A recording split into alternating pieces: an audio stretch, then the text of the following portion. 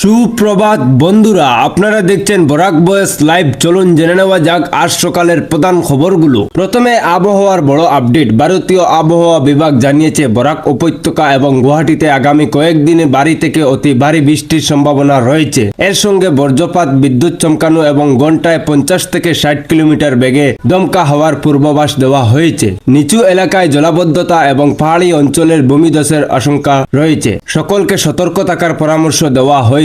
এবার একটি মর্মান্তিক খবর। পাতারকান্দিতে উচ্চ মাধ্যমিক পরীক্ষার উত্তীর্ণ হওয়ার কয়েক ঘন্টার মাধ্যমে পুকুরে ডুবে মৃত্যু হলো অরুণাদা সিং নামের এক ছাত্রীর। পরিবার সূত্রে জানা গেছে বাড়ির পুকুরে পড়ে গিয়ে এই ঘটনা ঘটেছে। এই ঘটনায় এলাকায় শোকের ছায়া নেমে এসেছে। এবার বড়সড় প্রতারণার খবর। হাইলাকান্দিতে ট্রেডিং কেলেঙ্কারির মূল অভিযুক্ত জয়দীপ দত্তকে গ্রেপ্তার করা হয়। অভিযোগ অনুযায়ী শেয়ার বাজারের বেশি লাভ প্রলোভন দেখিয়ে তিনি প্রায় 37 লক্ষ টাকা প্রতারণা করেছেন।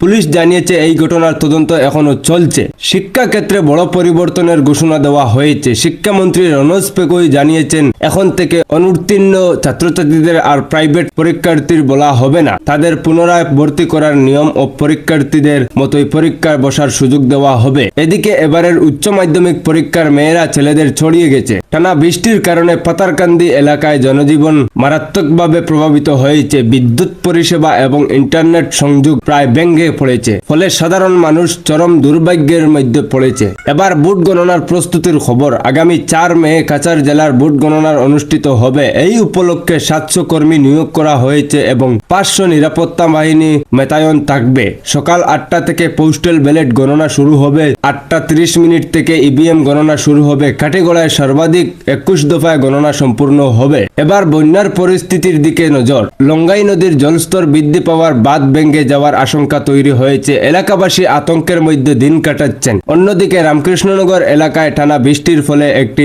অস্থায়ী ফুটব্রিজ ভেসে গেছে। এর ফলে প্রায় 10টি গ্রামের সুযোগ বিচ্ছিন্ন হওয়ার আশঙ্কা তৈরি হয়েছে। একটি ইতিবাচক খবর। অসমের জনপ্রিয় শিল্পী জুবিন গার্গ এর জীবনী নবম ও দশম শ্রেণীর পাঠ্যক্রমে অন্তর্ভুক্ত করা হয়েছে।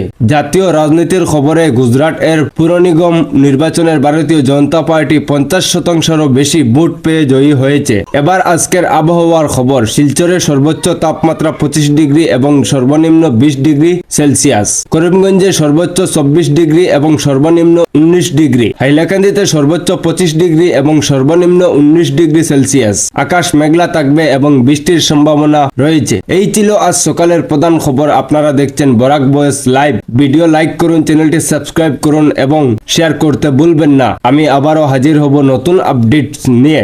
ধন্যবাদ।